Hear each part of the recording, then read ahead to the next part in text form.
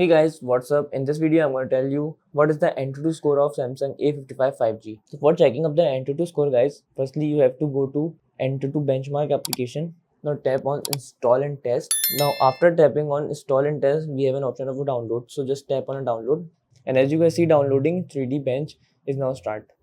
Okay, as you guys see now it's installed. Now just tap to settings here and allow the permission to Antutu benchmark.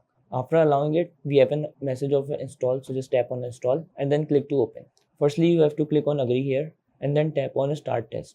Now your test is start and it may take some time.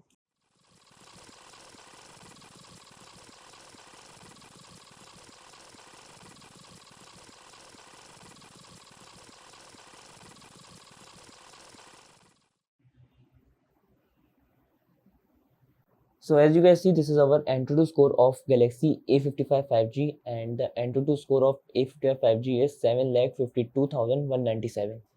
So that's it guys about the video. If this video helped you, kindly like the video and follow us for more tips and tricks. See you guys in next video. Take care.